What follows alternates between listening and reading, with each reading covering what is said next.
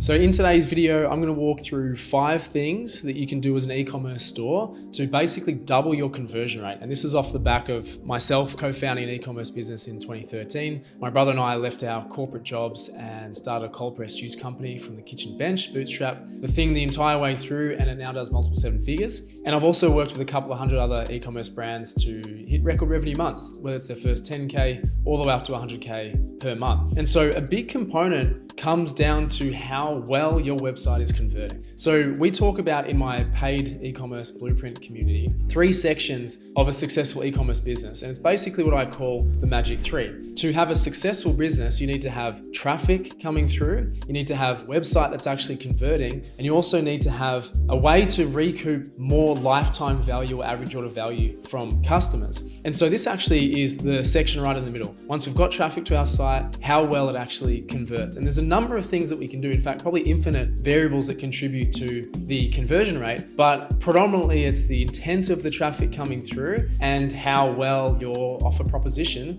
is presented on site. But here's 5 things that can help you pretty immediately to start seeing improved results. And as I say, we've seen up to 2 or 3 or 5x conversion rates based off what I'm going to talk you through today. So the first thing is to have simple, clear, concise website, a really user-friendly website that makes sense, right? We call it intuitive or user experience, UX. And this can't be honestly underestimated, because us as business owners, when we start to build our website and start to add this and this and this and this, and it just becomes this cyborg basically of a website, we often take for granted the simplicity side of things. And so I love the quote by a philosopher that basically says, perfection is when we've thought of enough things or enough things have been removed, rather than that, addition element that we bring into our business and typically lives. Okay, so we need to have a really simple, clean-cut website that is really intuitive, least amount of clicks to check out as possible, and is very clear-cut. So that could even start from the design perspective of having really small kind of logos of your brand on the top left-hand side, out of the way, visible but not really in your face. Really small and simple menu bars, so like no more than say 3 to 5 options for people to choose from. And then above the fold is what we call it, before the first scroll, that first image that is really clear and direct about who the people are that are coming to you, meaning your messaging through your site, and obviously a big clear call to action button as well. Then on the product pages, we want to have really clear imagery, videos, as much visual components as possible, as much sort of social proofing as possible as well. Really clear, concise drop downs about the benefits and the shipping details and XYZ specific to your product. But simplicity can't be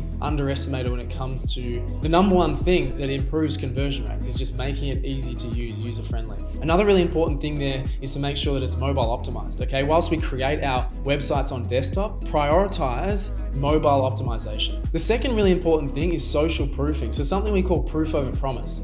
So we can talk about how good we are and the benefits and features all day long, but social proofing, or hearing from other people's words and images, for example, is way more powerful than what we can ever say. So displaying certainly reviews that should be automated through your website, but you can post them in certain areas, whether it's a checkout or on the product pages, just have them stagnant as well. But showing as many as you've got and as many as you possibly can. If you don't have a lot of reviews that are sort of verified, you can just say the dozens or hundreds or thousands of happy customers, just to prop yourself up. Obviously never being deceptive or false in any way, but showing social proof in form of reviews, really, really important to validate someone's purchase. The other thing too is around imageries and videos. So you can put your social content on your website using something like InstaFeed, which is an Instagram feed that's obviously feeds live through your website. And also, on your product pages as well, showing other people using the thing, not only to kind of demonstrate it, but also to, get the perspective of it, right? It might be in touch and feel, it might be honestly around the dimensions and size of the actual item, but showing it with people, especially like your target audience, is going to be really powerful to create that herd mentality, right? That they need it because that person is exactly like me.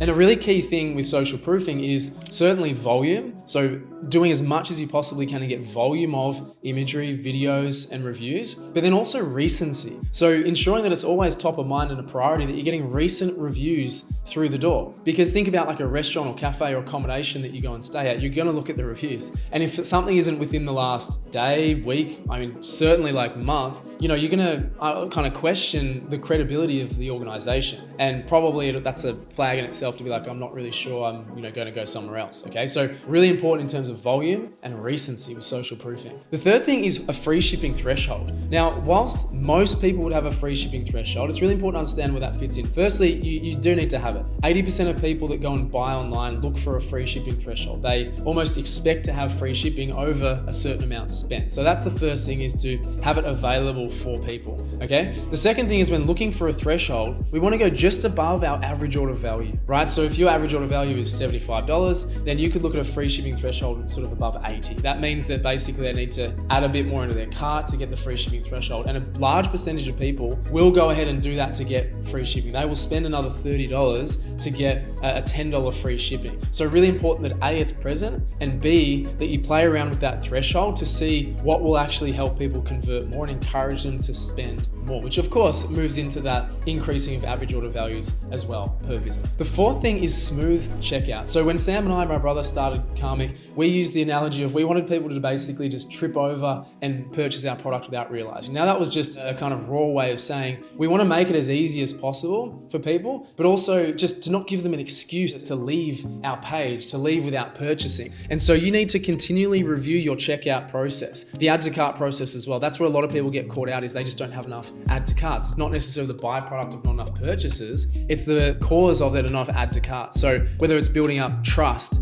showing more payment gateways, right? Risk reversal for customers is really, really important, and making it as least amount of clicks as possible and a least amount of inputs as possible to get to the next page, right? For them to actually go and spend money with you. It's really crucial that the checkout process is really small. There's nothing that they have to go and look for, or nothing that's unanswered in terms of any questions they might have from page to page to page. Just absolutely makes sense and is really easy for people to check out. So again, you need to review that every now and then to make sure that it has all those trust barriers, all the payment gateways, and that everything is really super clear and concise that makes it easy for people to check out. And then the fifth thing is follow-ups. So yes, your site being easy to use, showing all the trust, having the payment gateway is really, really important. But the follow-ups can actually make such a big difference. This is something we see when people come in our Ecom Blueprint program. When they simply adopt some email flows, for example, right? Have the crucial email flows of abandoned checkout, browse abandonment, browse site even, and getting emails sent out to people that were this close to purchasing but didn't, really makes a huge difference to basically passively getting people through the door just through using automations. We can do the same thing with, say, SMS, abandoned checkout SMS, for example. And of course, retargeting ads, whether that's just Meta or whether that's other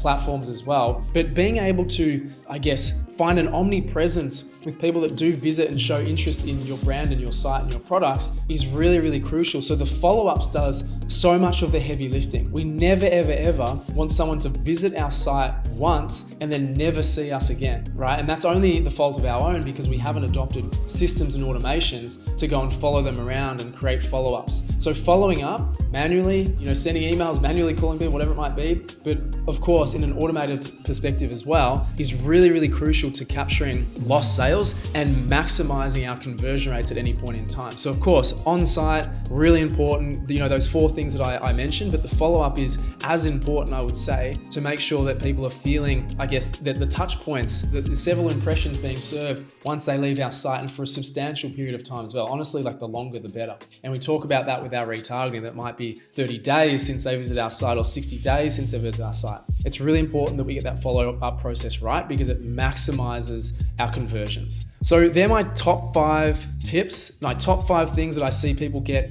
wrong or just not quite there in terms of optimizations that can increase your conversion rates on site by 2, 3, 5x, right? We're looking for big improvements here. And again, when people come into our paid program, program and we recommend these things, looking at their site and saying, just change this, this, this, and this. And they're like, oh, I was so far in the weeds that I couldn't see, the forest for the trees, so to speak. So pay attention to what your site's doing, pay attention to where you think what people might be dropping off, and just get fresh perspectives all the way through constantly, just to make sure that you're optimizing it, especially for that simplicity and user experience, plus adding all the elements that I've just spoken about. So look, I hope this was valuable for you. If you want to know more about how we help an e-commerce business, you can have a look at the link below and see if we might be able to help you out with what we do. No stress, obviously, if you don't, but hopefully you got value from this video nonetheless. Feel free to give it a like, give me a subscribe, and I'll be creating a lot more videos like this so you can follow along the journey with e-commerce. So genuinely, thank you for being here. Appreciate you watching to the end, and I'll catch you in the next video. Cheers.